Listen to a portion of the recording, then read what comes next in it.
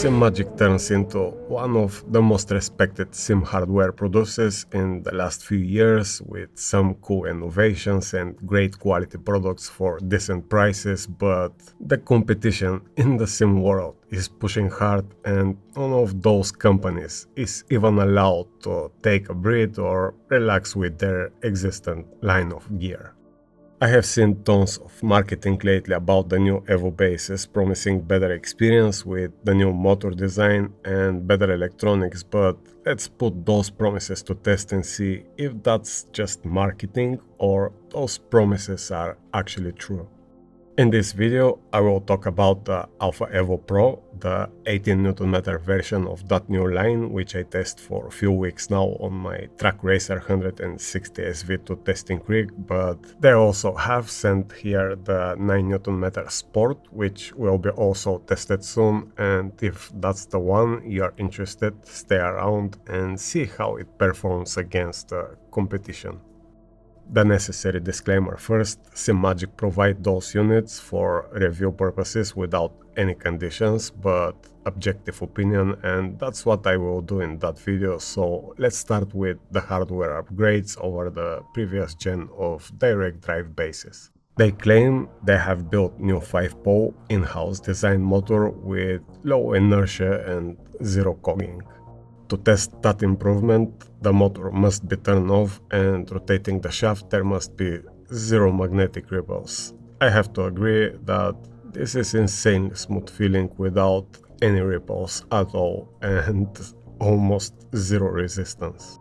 Also, new addition is the active cooling system, which won't be necessary for the 18 Nm Pro, which I use at around 11 to 12 Nm, but will probably play a huge role for the 9 Nm and the 12 Nm models, or if we max out that Pro version of 18 Nm. There is also a new 10 times more accurate absolute encoder than the previous gen, which was 200K, and in this one is 2 million, that hopefully will help with the smoothness in those harsh, fast software settings I personally prefer. There is also some downgrade in this model, which use two different mounting solutions on the bottom and the side, and we are losing the front one. However, I think I saw some solutions with brackets which will help with that front mounting if that's what you need.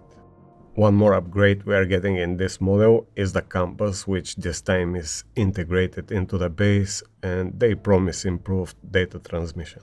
Also, pass-through third-party steering wheel connection with the new quick release and magnetic slot for the upcoming Zeus dashboards.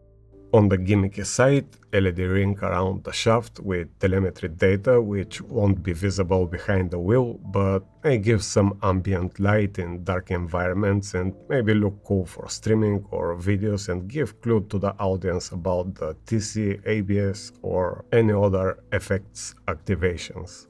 So, first impressions are good, as it looks like we are getting improved package overall for less money, as this cost around 800 euro after VAT here in Europe. There are also some downgrades, like the front cover and the electronic housing in those models are plastic instead of aluminum, as it is the body of the motor, and I guess that helps with the overall cost. I personally don't see a problem with that if that helps with the cost, but definitely lose that industrial look of the previous gen. Then, on the power supply side, we get the same funny switch which does the job, but just doesn't look serious and will end up far from our sitting position to operate with, but we have turn off and on button on the back, which is good solution this time. So, I'm not going to complain a lot as long as the important parts are high quality and the overall presentation is quite different to the old industrial look, and that is subjective matter if we personally like it or not. However, in my opinion, talking about DD bases, what really matters is how it delivers the feedback and how it feels on the track. One of the marketing points state it will make me faster, so I had to put that to test driving in the same session with the same car on the same conditions with my main and testing rig using the Evo Pro on one side and the VNM Extreme on the other. I have got the best of my personal skills around the track and the times are insanely close. For years I believe lap times are not about gear if they are of course properly set, but it's all about driving understanding, and when we build certain skills we just ask from the car to behave in the same way, which results in the same lap times. Once again, two totally different setups gives the exact same times in my hands when I get used to the specific experience. Of course that can be different for some of you, but in general it will be the case for many of us. So that is a very bold statement from Simagic team, but it doesn't mean they haven't made great job with that base. The first impressions I've got from that new base was the car control overall. With those super raw settings using zero filter, I was capable to react just a bit faster behind the edge of the grip. In some specific circumstances, I was just capable to keep the car control beyond the limits a bit better. Another big difference I felt with those settings was the tight feeling around the center after the car started moving, which was not the case with the previous gen, and on hot track conditions I felt weight to the car, which is quite hard to be achieved in iRacing force feedback.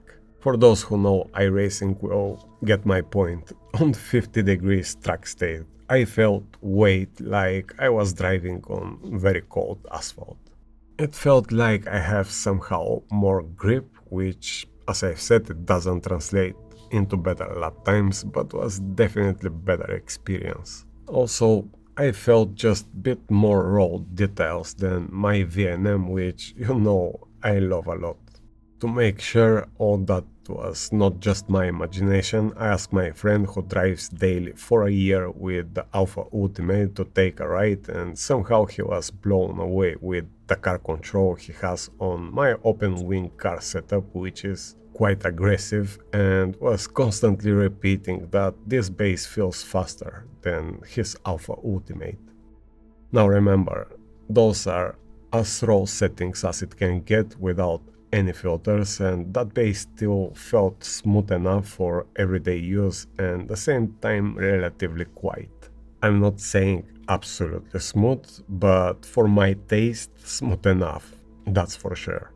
I don't know if it is the new motor or better encoder, but I felt that speed difference, and was the same for Milan, who came straight from the Alpha Ultimate.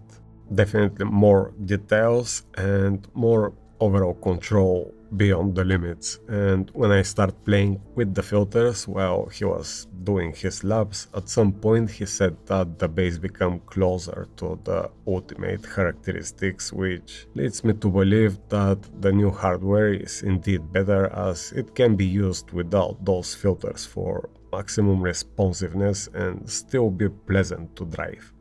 At the end of that test, million words were, quote, how to jump back to my rig now. He was definitely more impressed than me, but also remember, he has built his muscle memory around the Alpha Ultimate, which is great base, but I'm coming from the VNM, which is, as you know, very alive in terms of force feedback. In my case though, what I felt after my VNM experience was a bit more responsiveness overall, better control and a bit more weight of the car, which gives the illusion of more mechanical grip. There are also tons of filters to adjust the overall feeling, and few new filters like slow rate, dynamic prediction and torque assistance, which as we know can make the experience entirely different, which is subjective preference and make all bases almost indistinguishable, but as a raw experience I guess is noticeable upgrade from the previous generation.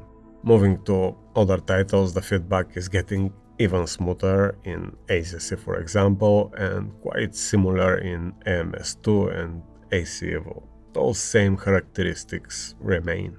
My personal suggestion to start with the settings is choose default and then pull the detail up to 20, filter level 1, wheel rotation around 40% and mechanical damper 20.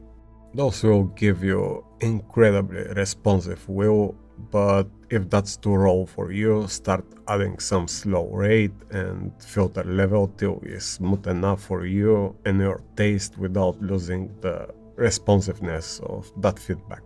There are some presets to choose from, but in my opinion, starting with the raw and work your way up is the best to take the maximum from this hardware. On the question, should you take this 80 Nm Evo or the old 23 Nm Ultimate, the answer is super easy. The Evo is better in terms of force feedback quality, and if you ask Milan, he will happily swap his Ultimate for this one. That's worth the upgrade if you already have the Alpha series, is more like subjective topic. If you have cash to spend, go for it. Sell your Alpha to someone for a reasonable price and go for it. Definitely feels better, and with the time you will get that same confirmation from other users. I'm sharing that. On the downside, one sad news about one of the new features of that new quick release is the third-party wheel USB pass-through connection is not stable right now and gives random disconnections. It is very important feature and it is too bad it doesn't work properly right now, but I'm confident they will fix that very soon. Once it's ready, I will make dedicated video about it, but for now just avoid that feature. That being said, let me summarize my personal experience with the new Evo Pro. 80 Nm is more than enough torque for me, as for my everyday driving I use around 12 Nm peak torques. I used before the Alpha Ultimate for a year, and before that for 2 years I was on Simagic 2 Pro, and the last year I'm with the 32 Nm VNM Extreme, which is insane piece of gear for the price. And if I have to compare the Evo Pro with the VNM, I think I feel a bit more details in raw settings and just a bit more under control beyond the limits of the car. I also feel a bit more weight of the car with the Evo series, which gives the illusion of better grip, but I'm equally faster, so my speed doesn't change. Considering I changed to a VNM from Alpha Ultimate because of the bit more detailed feedback, and now the Evo feels a bit more responsive, looks like there is noticeable improvement over the previous generation, and Milan confirmed that, which hopefully means it's not just my imagination. Being also cheaper from the flagship model with more features is also important, as we get more for less money. I honestly can't wait to put that 9 Nm Evo Sport and see if that little base can keep that same force feedback quality. If it does, will be great news, as it will cost around $399, which is a very competitive price. Great work again from Simagic team. 4 years development will definitely pay off.